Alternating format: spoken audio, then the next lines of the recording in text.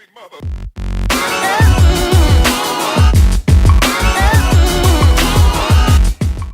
how's it going? Liban Ali here. We're back again with another thoughts and reactions to the E3 press conferences. This time we'll be talking about Sony. They started off in a really weird church-looking environment, but this was all just a backdrop to the Last of Us 2 gameplay reveal trailer actually. So it's the first gameplay we've actually seen of the game. No release date as of yet. We essentially just start off with Ellie, what looks like to be in a party, dancing with a lover of hers, and then, for example, the camera just pans into a brutal environment where she's taking down a guy. She's holding him up, going, which was really cool to see. Some of the animations in this gameplay trailer looked too good to be true. It was ridiculously fluid.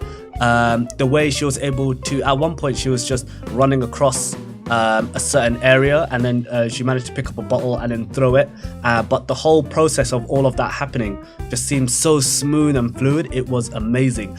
Graphically, obviously, we're talking about Naughty Dog. That looked really great. Your weapons, the kind of things you expect from the last games, are back. You got your handgun. She's able to craft as well for first aid. But The Last of Us, oh my gosh, I would expect to see an announcement of a release date, possibly at PSX, but the game still looks a long way out, but it looked phenomenal. Do go check it out. Next we had this really weird intermission. So they basically had everyone move from that kind of church looking environment to the main press conference hall, which put this weird break in between that didn't make much sense to me.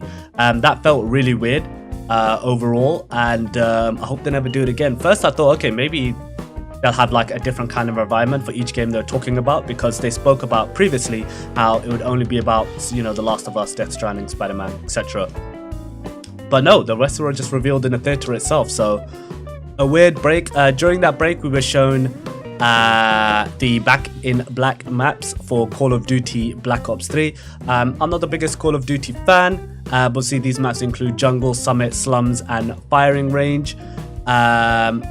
If you don't have Black Ops 3, not to worry, because you can actually download Black Ops 3 for free from PlayStation Plus. They just dropped it right there and then. So go download it, go play those maps, have fun. Next, we had a small kind of feature area dedicated to some VR titles. Just gonna run them through really quick. So Tetris Effect, Days Gone VR functionality, Twin Mirror. This is an upcoming game from the team behind Life is Strange, and more recently Vampire. The team, of course, is Don't Nod Studios. We had a good look at Ghost Giant, Beat Saber, and those are the VR titles. So a small sizzle trailer while we're waiting for everyone to move along. Next, we had a look at Destiny 2 Forsaken. Little is revealed here other than a really cool looking cinematic. More content for Destiny fans to sink their teeth into, so great all around. Next up, we had a look at Ghost of Tsushima. Now, this debuted last year. It took everyone by surprise. We had a samurai, then a ninja. Now, this is the first game, just like The Last of Us, the first gameplay debut we've had of the game itself, and it looks phenomenal. It really captures the feel of feudal Japanese samurai. There was this one point where you're in a standoff with the enemies, and I think the technique is called EI, where they only sheathe the sword to attack. So he's just standing there waiting. You see the environment moving around at the same time, the leaves falling from the trees. It was so cinematic, and the guy just was about to move, pulled the sword out, sliced him up. Of course, this is a new IP as well. And as well, Sucker Punch just have done an amazing job with it. The world looks amazing, the subtle animations through the movement, precise, cautious style of combat, the wind and lighting effects. You just want to screen cap everything. There's no release date on this either, but again, PSX, possibly. Next up, we have a look at Control. So this is from the team that did, this from Remedy, which did Quantum Dreams. Quantum Break is one or the other. I'm getting the names mixed up. So mind-bending physics in space. The girl clearly has telekinesis and she's pretty adept at using it. So again, another new IP, always good to see it. It looked great. Now, big reveal, Resident Evil 2.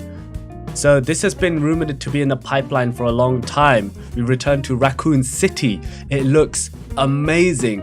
Updated visuals look amazing. Reminds me of the visual benchmark they were able to set with Resident Evil 7. We start off with this kind of weird, like, first-person view of a rat moving around, which then moves into the rat being killed because of the shelves falling on it. And one of the officers being eaten up by a zombie, and Leon shooting the zombie in the back of the head. The game looks frightening. I don't remember Resident Evil 2 being that scary. There was also a separate gameplay video that's released, but that wasn't shown during the press conference. That was done on Capcom's YouTube channel. Go have a look at it. Next up, we have Trova Saves the Universe. So this is a game that's been written by Rick and Morty's Justin Roiland. Trova Saves the Universe looks to be just a really weird looking game overall. It could be a fun little title. I think the big shame for it is perhaps it didn't get the look it deserved because it followed Resident Evil 2, which just blew everything out of the water. Next up, another Kingdom Hearts 3 trailer. So Microsoft, of course, got the Frozen aspect of it. PlayStation got a look at the Pirates of the Caribbean side, along with the announcement that there will be a exclusive PS4 version of Kingdom Hearts that you can buy for those super into it fans. The special edition looks really great, and also that it includes 1.5, 2.5, 2.8 and 3 all in one package. So if you haven't purchased everything yet, this might be it for you. Next, we had a look at Death Stranding. I'm still not sure what this game is about or what it's going on, but we have a full gameplay segment. So it looks like Norman Reedus' character, I think they refer to him as Sam. I'm not sure. Someone can correct me on that. Is tasked with some kind of otherworldly cleanup duty, all while being hunted by creatures that instantly age anything they touch. So it's also implied that the protagonist has the ability to come back from the grave and is resistant to the creature's attack. So I would essentially believe that carrying around the baby is pretty much essential to preserving yourself. So we had 2 new characters that were introduced. One of them, of course, being real-life actor Léa Seydoux.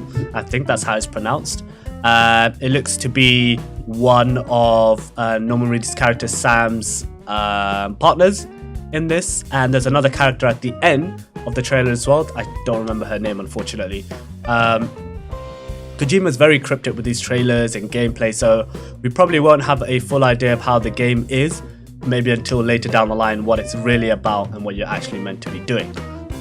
Next, Nioh 2 was announced. This was very unexpected.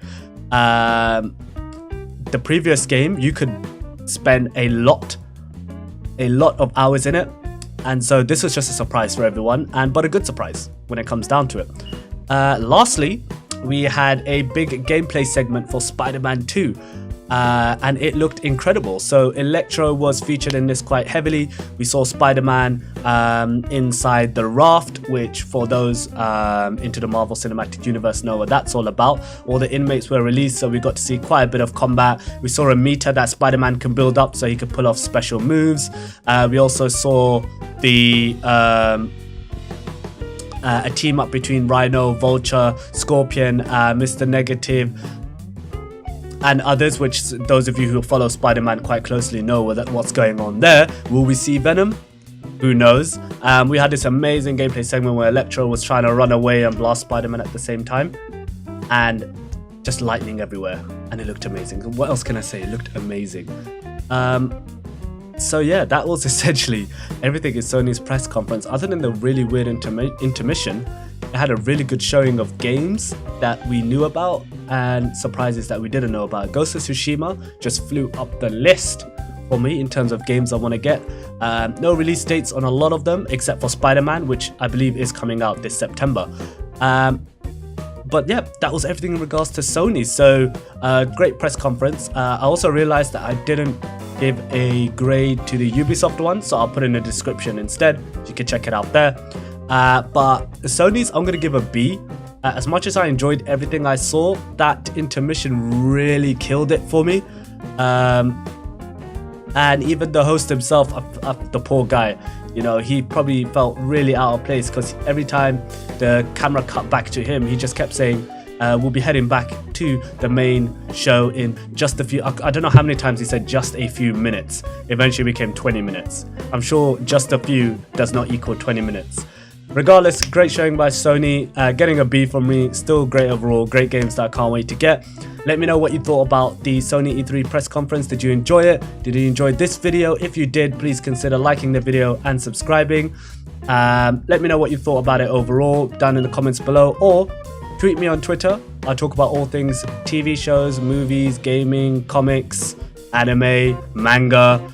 Twitter at the Liban Ali. Do consider subscribing to the YouTube channel, youtube.com/Liban Ali. Follow me on Instagram should you wish to, at @the_Liban, and do follow me on Twitch, twitch.tv/the Liban Ali. I am streaming 3 times a week, and that video content will be going on the YouTube channel as well. Lastly, for our last thoughts and discussions, Nintendo will be up next. Interesting way to do their direct, but we'll be talking about it more in that video. Thank you very much everyone, and we'll see you in the next one.